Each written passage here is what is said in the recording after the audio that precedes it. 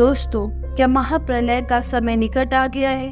क्या दुनिया का अंत साल 2023 और 24 के अंत में हो जाएगा? क्योंकि दुनिया में घट रही घटनाओं को देखते हुए हमारे पुराने भविष्य वक्ताओं द्वारा की गई भविष्यवाणियां सच साबित होती दिखाई दे रही है।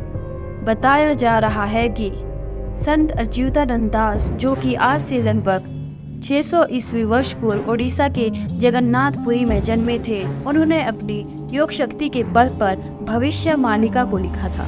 कहते हैं भविष्य मालिका नाम से 21 लाख किताबें हैं। ये ग्रंथ ओडिशा में जगन्नाथपुरी के मठों, मंदिरों और महंतों के पास अलग अलग रखे हुए हैं, लेकिन अच्युतानंद दास ने 318 पुस्तकें भविष्य के विषय पर लिखी है।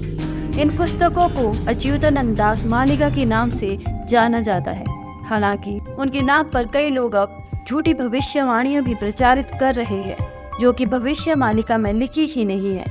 भविष्य मालिका के अनुसार धरती 3 चरणों से गुजर रही है। पहला, कलयुग का अंत होगा, दूसरा महाविनाश होगा और तीसरा आएगा एक नया युग। तो दोस्तों, प्रेरणा सार चैनल में आपका स्वागत है। आज हम आपको इस पोस्ट के माध्यम से बताएंगे कि श्री अच्युतानंद दास ने भविष्य में 20 डरावनी भविष्यवाणियां की थी, जो कि इस प्रकार से है। और साथ ही हम आपको यह भी बताएंगे कि कलयुग के संहारक कल की अवतार का जन्म 2023 से 2030 के बीच में होगा, अर्थात कलयुग का अंत निकट आ गया है।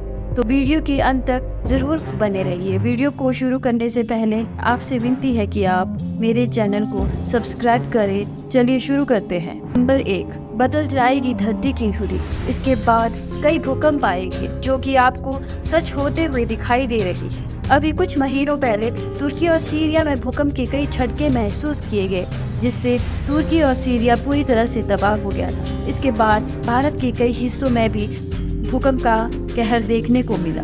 नंबर 2, आसमान में 2 सूर्य निकलने का आभास होगा।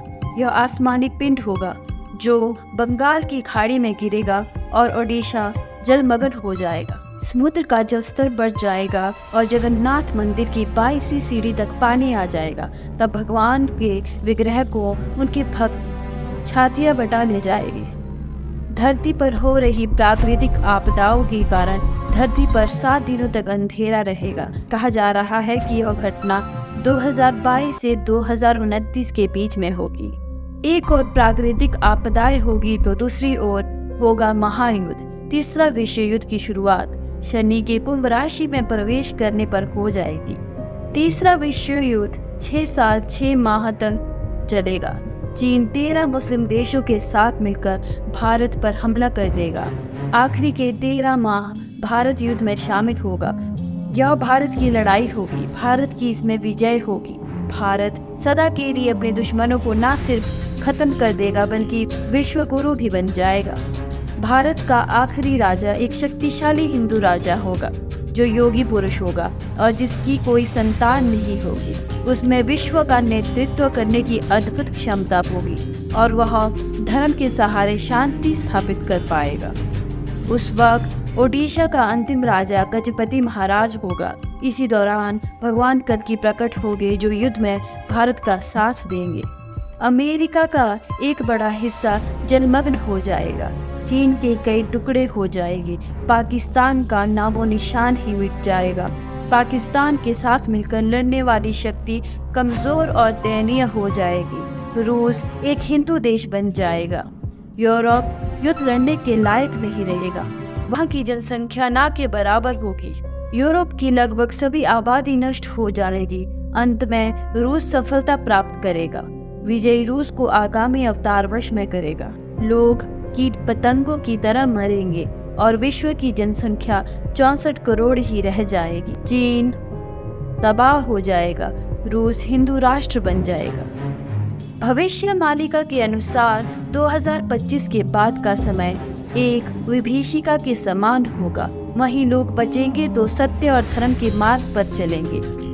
भारत के संदर्भ में कन्नड़ में लिखी भविष्यवाणी के अनुवाद में यह कहा जाता है कि 6 और 7 का जोड़ 13 होता है और इसी में 13 और मिलाने से 26 अंक आता है। इसी 26 अंक के माध्यम से अच्युतानंद दास ने भारत पर होने वाले हमले के बारे में भविष्यवाणी की है। शनि जब मीन राशि में प्रवेश करेंगे तब भारत पर संकट के बादल छाएंगे। साल 2024 में शनि कुंभ से निकलकर मीन राशि में जाने वाले हैं। शनि के मीन में जाने से वह वहां 2.5 वर्ष तक रहेगा। भविष्यवाणी के अनुसार एक संत के हाथों में होगी देश की बागडोर, जो अविवाहित होगा। जगन्नाथपुरी को जोड़ने वाले एक राष्ट्रीय मार्ग का निर्माण होगा। ओडिशा का अंतिम राजा एक बालक वृद्ध होगा, यानी बाल बुद्धि होगा। भगवान जगन्नाथ के धामपुरी मंदिर के ऊपर से पत्थर नीचे गिरेंगे और मंदिर का ध्वज कई बार गिरेगा। इस दौरान प्राकृतिक आपदा के चलते भारतवर्ष में नीलांचल जगन्नाथपुरी समुद्र के गर्भ में विलीन हो जाएगा। बुजुर्गों और शिक्षकों का निरादर होगा। वहीं पाखंडी लोग धर्मगुरु बनकर लोगों को छलेंगे। भविष्य में लोगों के मन में धर्म, संवेदनशीलता, प्रेम और संस्कार खत्म हो जाएगी। नेक और धार्मिक भक्तों का मजाक उड़ाया जाएगा।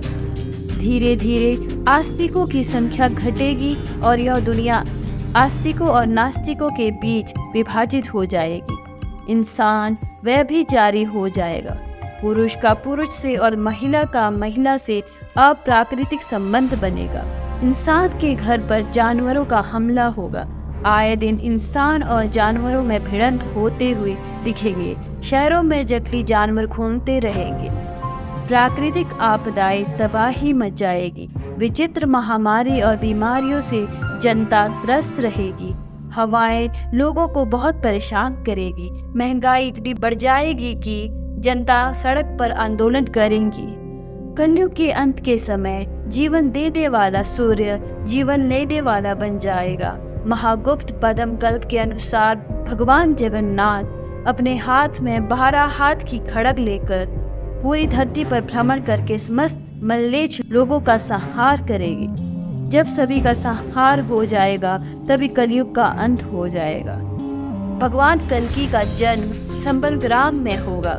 संबलग्राम उत्तर प्रदेश में भी है और उड़ीसा में भी है। कल्कि भगवान का नाम चक्रमणि या चक्रधर होगा। उनके पिता का नाम विष्णु शर्मा होगा। महाभारत के युद्ध को लेकर भी श्री अच्युतानंद दास की भविष्यवाणी वायरल हो रही है। बताया जा रहा है कि महाभारत के युद्ध के समय कई लोग किसी कारणवश इस युद्ध में भाग नहीं ले पाए थे।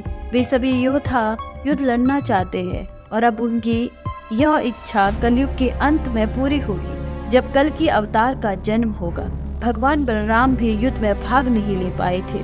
बलराम जी को ही जगन्नाथपुरी में बलभद्र के नाम से जाना जाता है। कलयुग के अंत में बलराम जी प्रकट होंगे और कलयुग के अंत में महाभारत का अधूरा युद्ध फिर से लड़ा जाएगा। भविष्य मालिका के अनुसार इसके बाद 1000 साल तक शांति का युग बना रहेगा। तो दोस्तों, कैसी लगी आपको यह वीडियो? अगर आपको यह वीडियो अच्छी लगी हो तो चैनल को सब्सक्राइब करना ना भूलें। इसी तरह की वीडियो आप तक लाते रहेंगे। तब तक के लिए धन्यवाद।